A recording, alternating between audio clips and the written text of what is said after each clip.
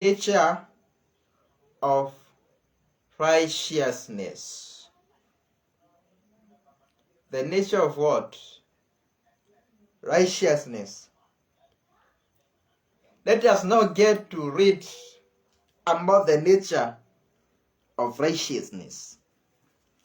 Yes, how do we become righteous people? How can you get to identify a person and say that this is a righteous person? This now is how we can be able to identify a person to be a righteous or not. From the book of Romans chapter 3 verse 21 to 31. I will read the scripture. But now God's way of putting people right with himself has been revealed. Listen very carefully, my viewer. This is how we become righteous. And it has nothing to do with law. Even though the law of Moses and the prophets gave their witness to it. Verse 22. God puts his people right through their faith in Jesus Christ. That is the first point that you should get, my viewer. I spoke about that earlier, but it's good for you to get it. That faith is the one that puts us right with God. And it is through faith in Jesus Christ that we are able to attain, that we are able to have the righteousness of God in our lives. Verse 20, the same verse 22. God does this to all who believe in Christ, because there is no difference at all. Believing in Jesus Christ, it brings the righteousness of God in your life. Verse 23. Everyone has sinned and is far away from God's saving presence. But by free gift of God's grace, all are put right with him through Christ Jesus, who sets them free. This explains to us that the time that we received the salvation of Jesus Christ, we were sinners before receiving the salvation of Jesus Christ.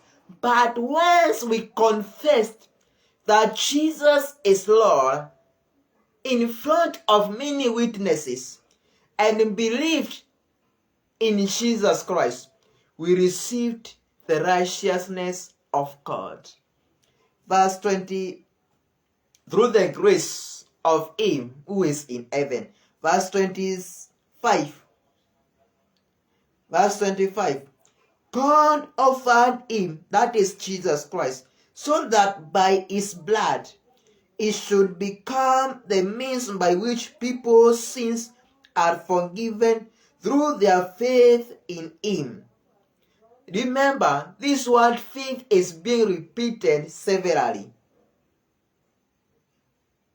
Through their faith in him. God did this in order to demonstrate that he is righteous. In the past, he was patient and overlooked people's sins, but in the present time, he deals with their sins in order to demonstrate his righteousness. This shows that our God in heaven is righteous, and he deals with his sins by bringing the purification of the blood of Jesus Christ to last, and we become righteous people. Yes, God shows that he himself is righteous and that he puts right everyone who believes in Jesus Christ. believing in Jesus Christ puts us right with God. That is how the word of God is written. Verse 27. What then? Can we boast about nothing? Yes. What then? Can we boast about nothing? And what is the reason for this? Is it that we obey the law? No. But that we believe makazura mankatas vakato zepalava. This is what I would like you to get, my viewer. That once you receive the righteousness of God in heaven, the law makazo, you don't need to rely on the law now, because the law itself is inside you. The law itself is inside you. Remember that the law is fulfilled in Jesus Christ himself. And in Jesus Christ himself is the law. We as the people who have received his salvation, the law is put right inside our heart, not outside now. It is inside our hearts. We don't need to rely on the law of Moses at all, because Jesus Christ himself has put everything right for us, and the law has been fulfilled by Jesus Christ being crucified on the cross, suffering for the sake of our sins, and in bringing the redemption of humankind from the power of sin through his shedding blood on the cross. He brought to us the righteousness of God, and the law has been fulfilled in him. And I'm not wrong to say that the law has been upholded inside us.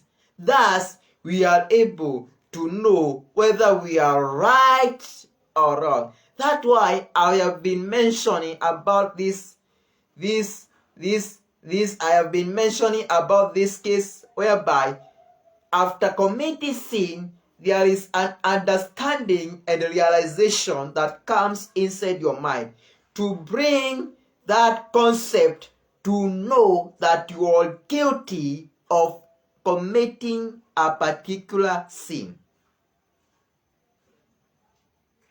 This is an evidence, or it is an expression that the law exists, that the law exists inside you to make you guilty or not guilty of sin.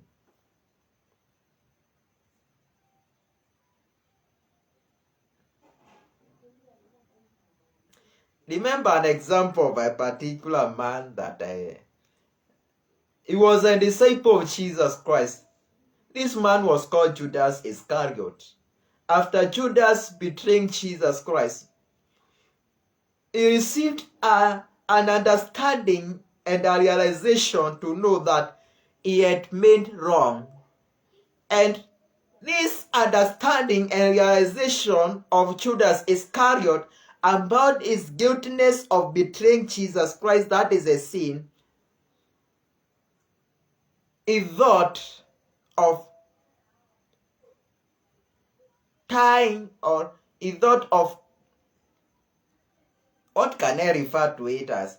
He thought of committing suicide, and he did it so that to escape. And this is an expression of fear. As I have been speaking about earlier, sin brings fear. You can also refer to the story of Judas Iscariot. After betraying Jesus Christ, Judas felt fear to face Jesus Christ. That's why he committed suicide.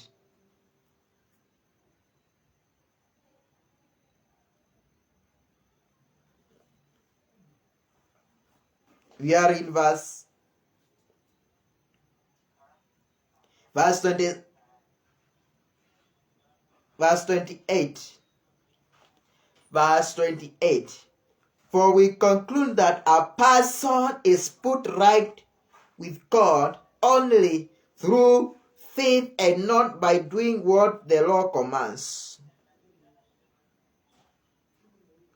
Mandava Kodosimakas. There are people who say that for you to be righteous, you have to follow all the 10 commandments that were written by God to Moses. But now we are but now we are living in a very different era from the era of Moses. There are two eras. There is the era of Moses and the era that we are living in now. The era that we are living now is the era of grace. The era of grace, where now people are saved through the grace of God the Father in heaven, through His Son Jesus Christ. It is by the means of grace we receive the salvation, not by the means of law. Yes, we are not under the law at all. We are under the grace of Jesus Christ, our Lord and our Savior.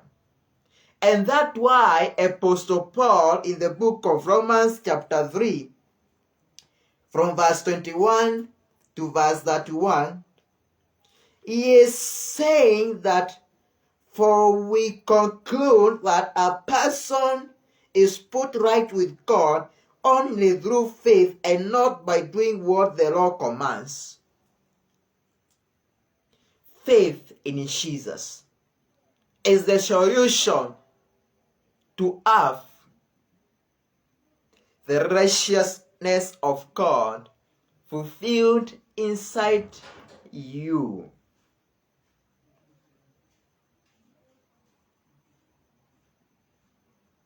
I hope we are together, my viewer and my listener.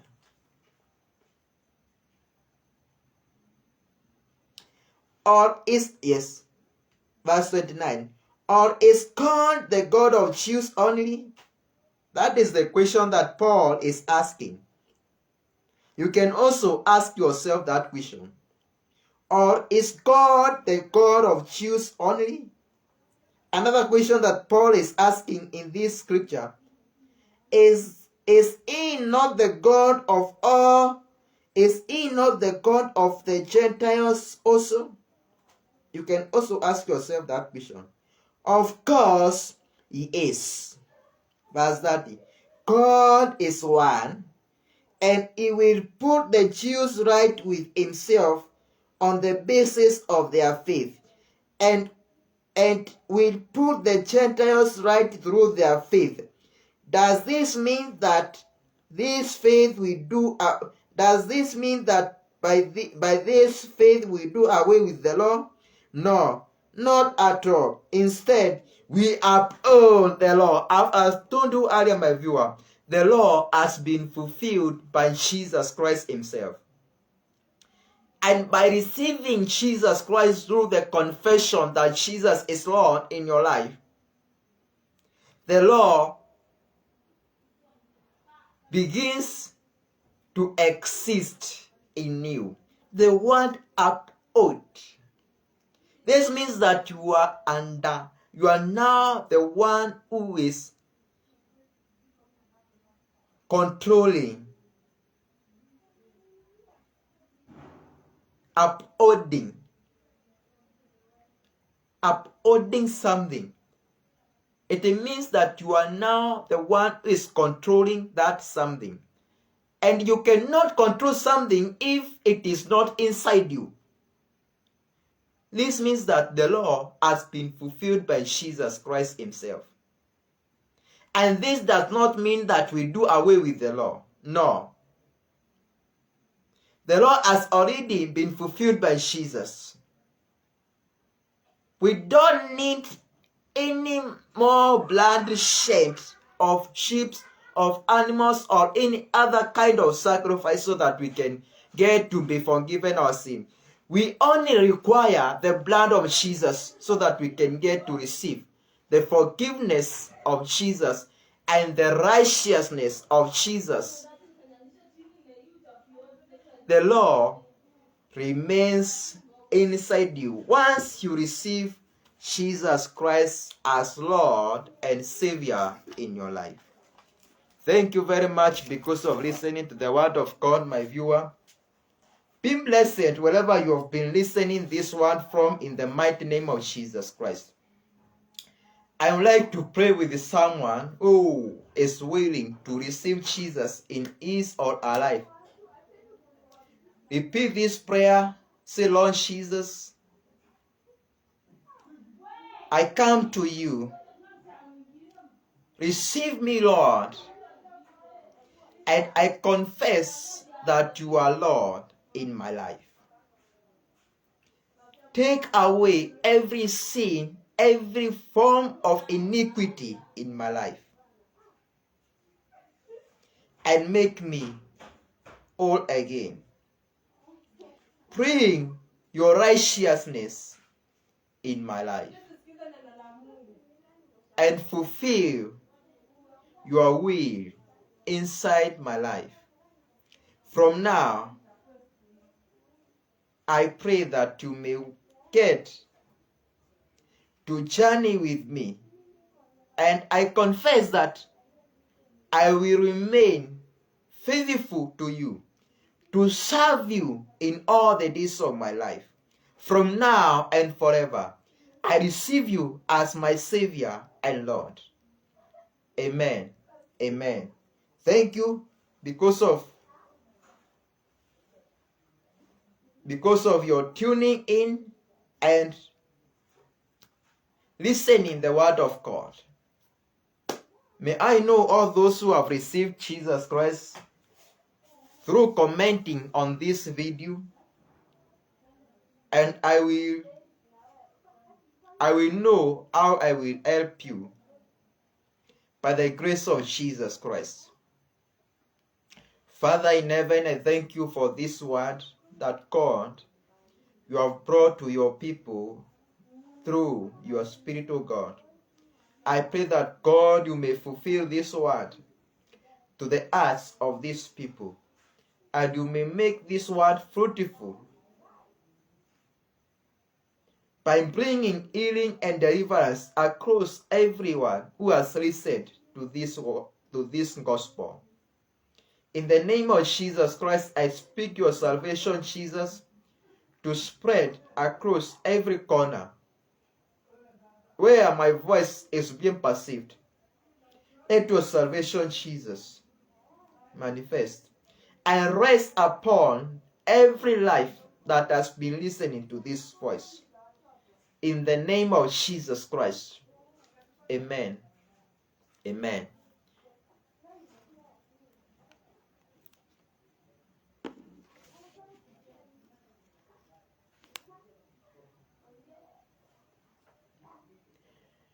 Okay, something else that I would like to say before I end this broadcast is that there is a contribution that is ongoing towards purchasing our live streaming items, and